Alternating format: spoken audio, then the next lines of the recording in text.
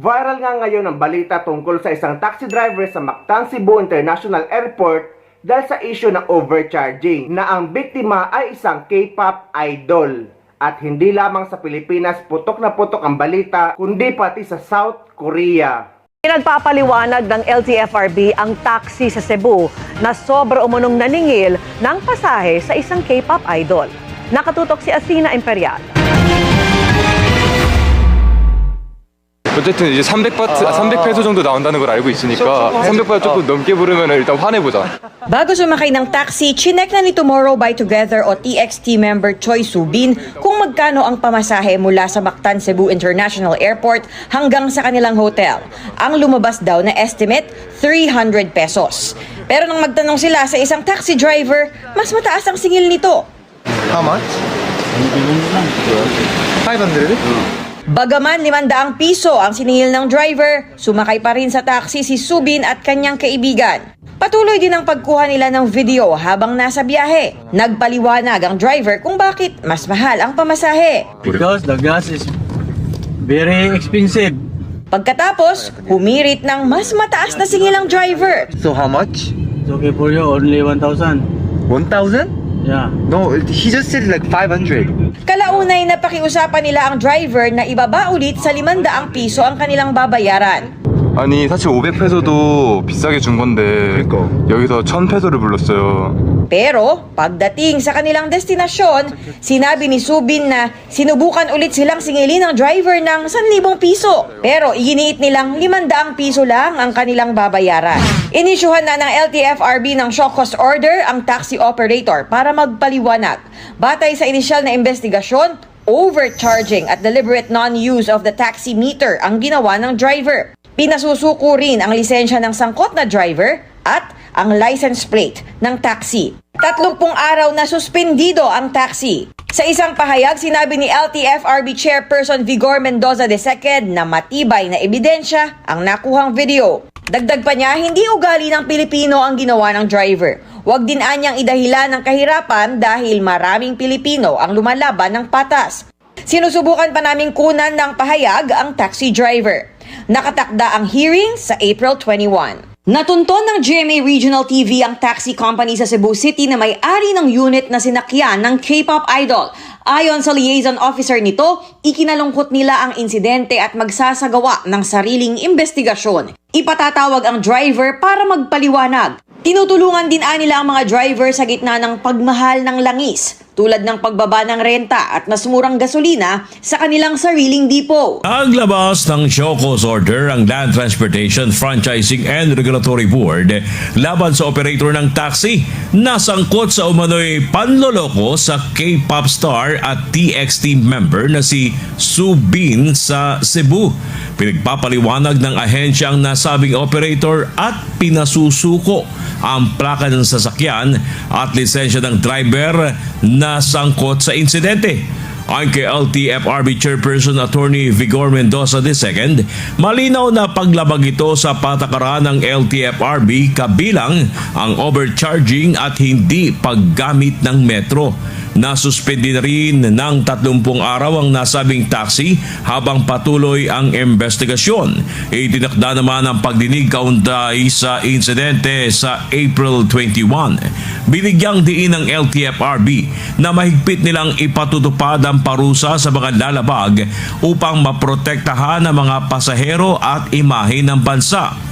Sa isang vlog, ibinahagi ni Subin ang kanyang karanasan kung saan siningil siya ng 500 pesos ng taxi driver kahit 300 pesos lang ang talagang pamasahe sa nasabing ruta. Sa gitna ng biyahe, tinangka pa umano itong itaas ng driver sa 1,000 pesos dahil umano sa mahal na gasolina. Hindi pumayag si Subin at ang kanyang kasama at nagbayad ng 500 pesos ayon sa naunang napagkasunduan.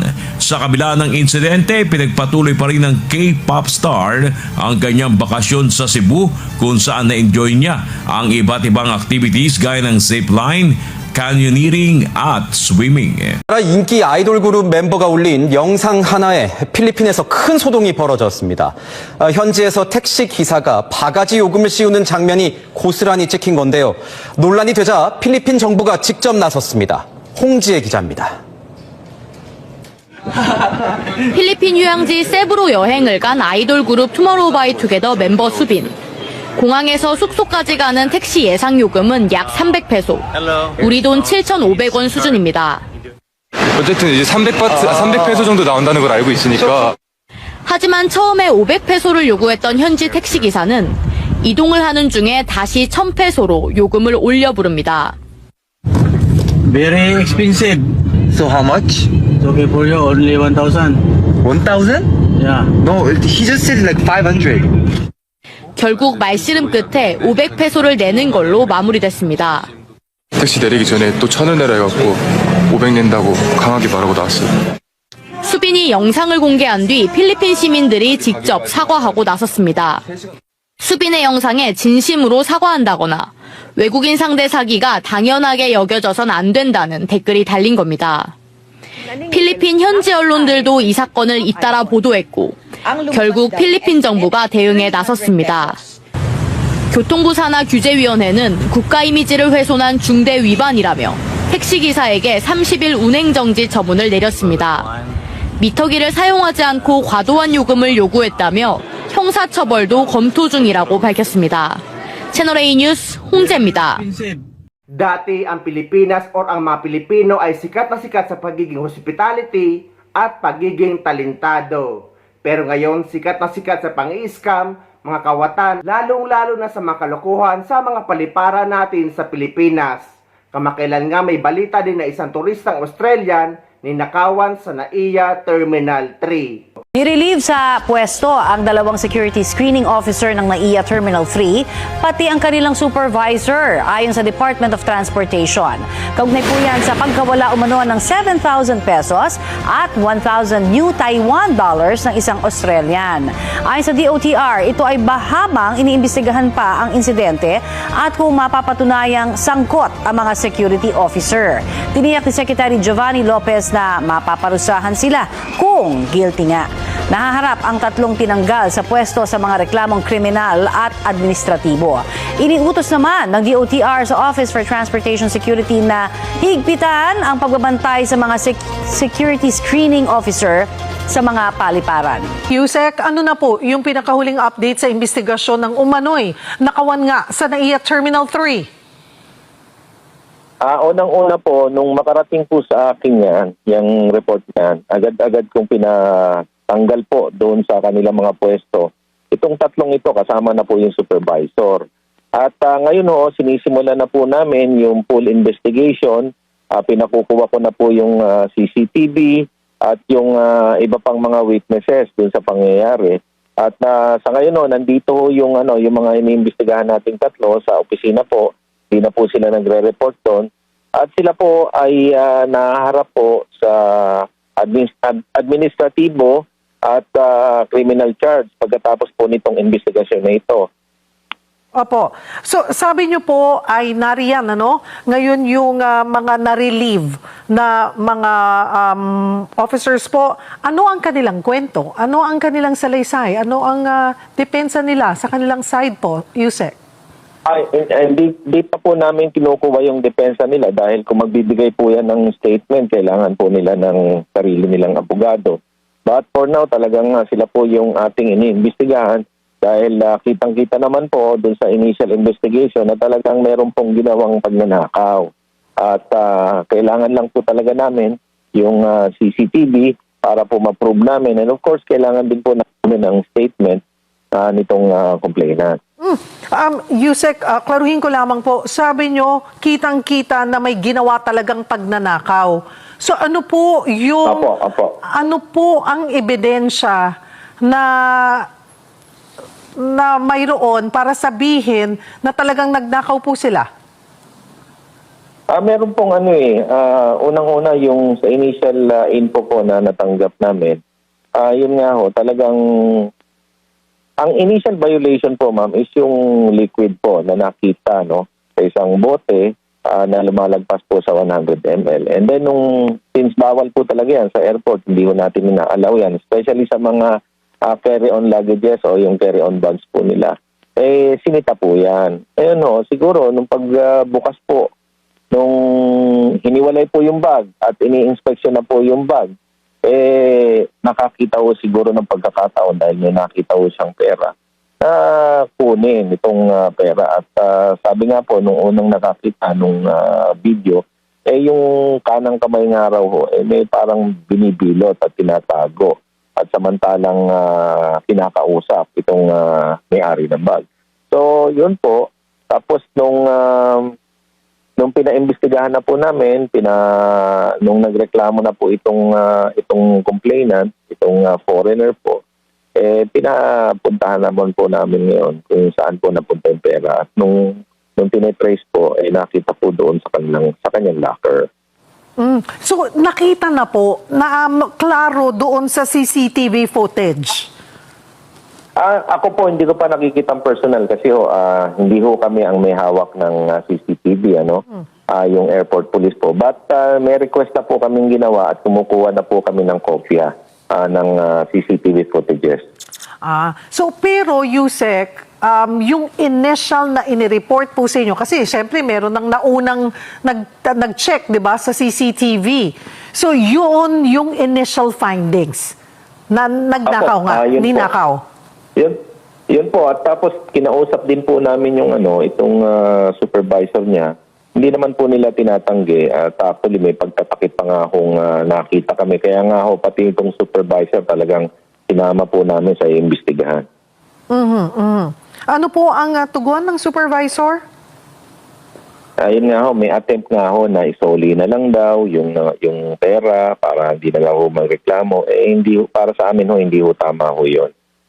Ang ginawa po nila ay pagnanakaw at ito ay pang-aabuso doon po sa trust ng mga taong bayan na binigay po sa amin bilang kagawad po ng gobyerno. So sa amin po, kahit naisoli na nila yung pera, hindi sapat yun. Kailangan managot po sila sa ginawa po nila. Ibinalik yung pera. Yes ma'am, hello. Go ahead, Hello. Yusek. Go ahead, Yusek. Opo, yung pera po kasi talagang ibinalik nila.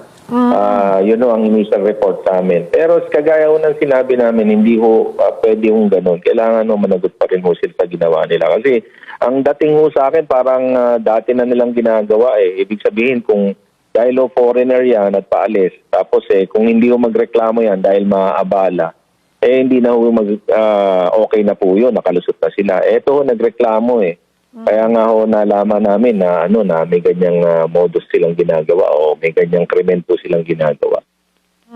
So magkano po yung kinuha at ibinalik na pera, Yusek? Meron pong, ang sinasabi po is 7,000 Philippine money and meron pong 1,000 Taiwan dollars. So yun ang sinasabi initially. Opo. At yun po ay inaibalik ng buo?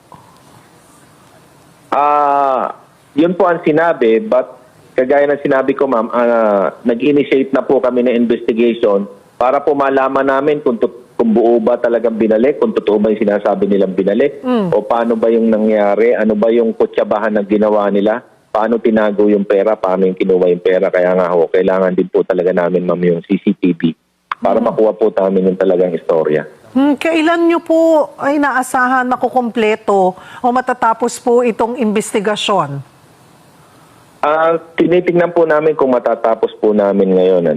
Kasi nga ang instruction ko po, whether naisoli yan o whether magrereklamo yung complainant, kailangan po filean po namin na administrative tsaka criminal charges itong mga taong to. Kasi hindi magandang ehemplo particularly sa amin na mga public servants po kami, hindi po namin dapat ginagawa yung mga ganyan.